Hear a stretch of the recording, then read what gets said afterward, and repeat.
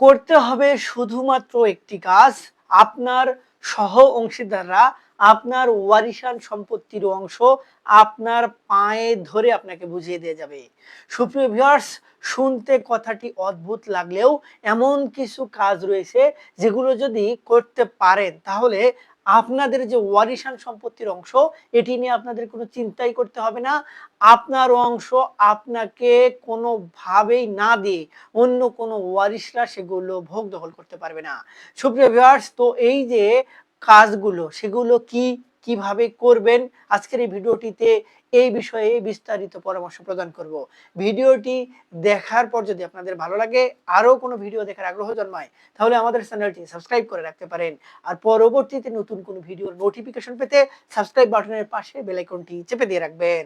আসসালামু আলাইকুম সুপ্রিয় ভিউয়ার্স, আমরা যারা ওয়ারিশান সম্পত্তির মালিক কিংবা মালিকানা অর্জন করেছি কিন্তু ওয়ারিশান সম্পত্তির অংশ যেটুকু আমাদের পাবার কথা কোনোভাবেই সেইটুকুতে ভোগ দখলে যেতে পারছি না এবং আমাদের সহ অংশীদাররা আমাদেরকে কোনোভাবে ভোগ দখলে যেতে দিচ্ছে না।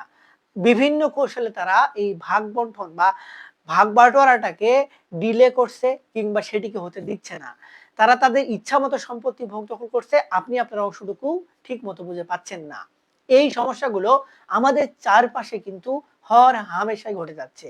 আমরা জেনে কিংবা না জেনে বিভিন্ন ধরনের পদক্ষেপ গ্রহণ করছি কিন্তু সেগুলোতে কোনো কাজে আসছে না। আমাদের সম্পত্তি কোনোভাবেই আমরা বুঝে পাচ্ছি না।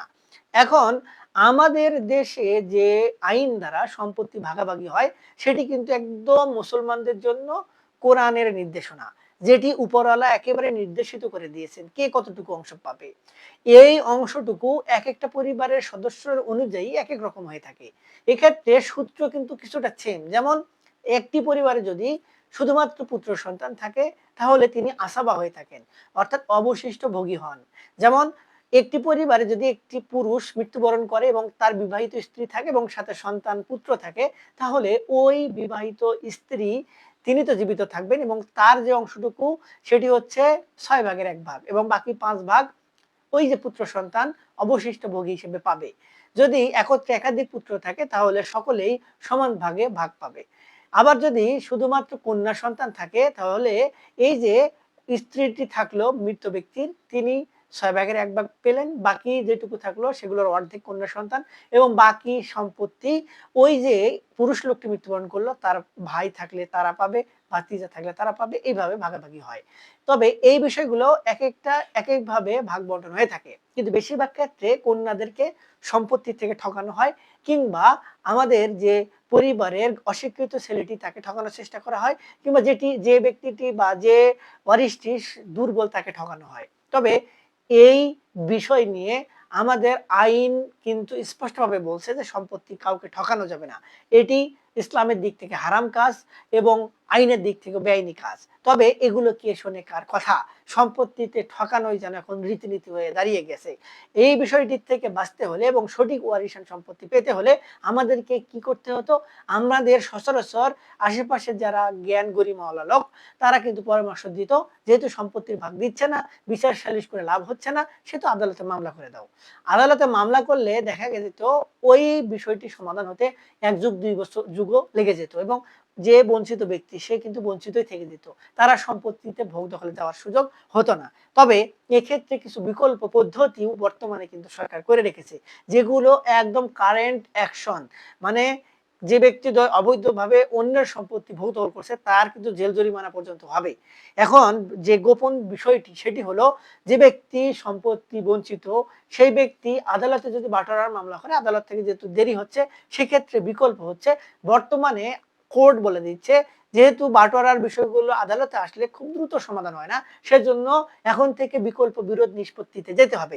এই বিকল্প বিরোধ নিষ্পত্তির ব্যাপারে সুনির্দিষ্ট একটি নীতিমালা করে দেওয়া হয়েছে এবং সেখানে বলা হচ্ছে যে ব্যক্তিটি ওয়ারিশান সম্পত্তির ভাগ পাচ্ছে না, তাকে বঞ্চিত করা হচ্ছে, সেই ব্যক্তি আগে এসে আমাদের প্রতিটি জেলায় একটি করে বিকল্প বিরোধ নিষ্পত্তির জন্য অফিস রয়েছে, যেটিকে লিগ্যাল এইড অফিস বলা হয়।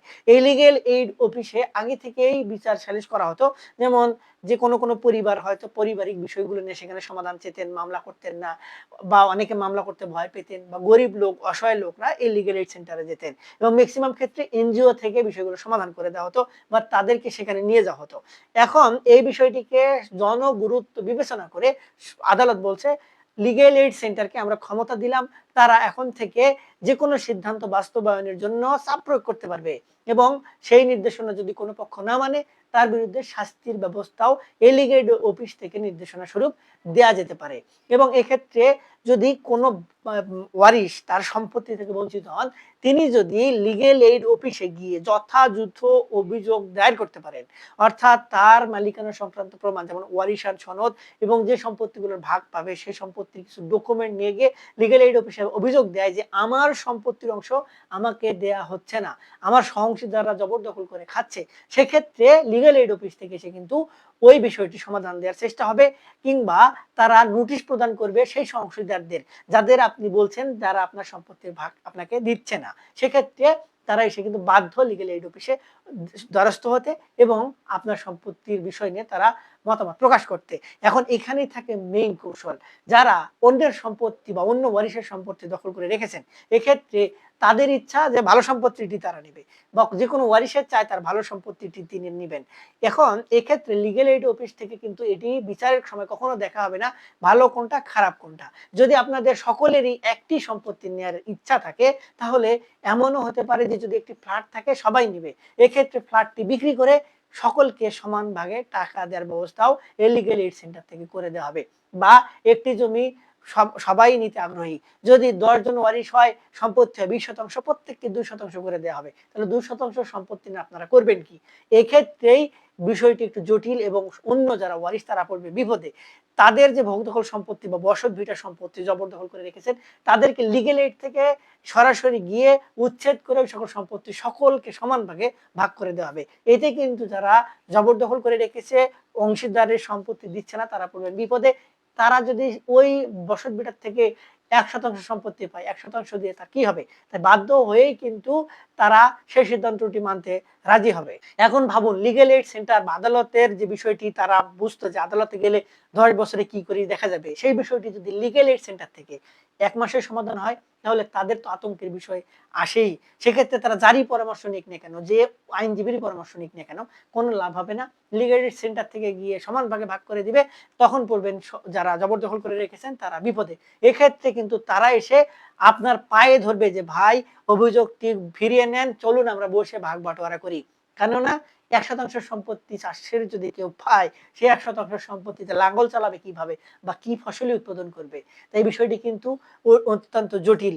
এই বিষয়টি নিয়ে এখন কিন্তু উদ্যোগ গ্রহণ করলে যে সকল ওয়ারিশরা বঞ্চিত রয়েছেন তারা সুফল পাবেন এবং যারা জবরদখল করে রেখেছেন তারা বিপদে পড়বেন এবং আপনাকে আপনার ওয়ারিশান সম্পত্তি দখল কিংবা অংশ বুঝিয়ে দিতে তারা বাধ্য হবেন।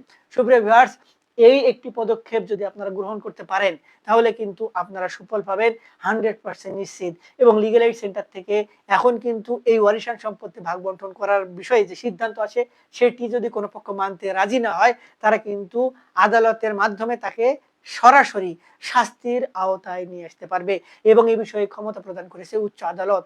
সুপ্রিয় ভিউয়ার্স, আশা করি যারা এই ধরনের সমস্যা রয়েছেন এই ভিডিওটি দেখার পর তাদের সমস্যার সমাধানের পথ খুঁজে পেয়েছেন। আর এই সংক্রান্ত বিষয় ছাড়াও আরো কোনো বিষয় নিয়ে যদি আপনারা আমাদের সহযোগিতা নিতে চান বা আমাদের সঙ্গে পরামর্শ করতে চান, সেক্ষেত্রে আমাদের ভিডিও নিচে কমেন্ট বক্সে এসে যৌক্তিকভাবে কমেন্টস করবেন। আমরা আপনাদের সঙ্গে যোগাযোগ করার চেষ্টা করব, আপনাদের সমস্যাটি সমাধান দেওয়ার চেষ্টা করব। আজকে পর্যন্তই, দেখা হবে সামনে নতুন কোনো ভিডিওতে। ততদিন পর্যন্ত ভালো থাকবেন। ধন্যবাদ।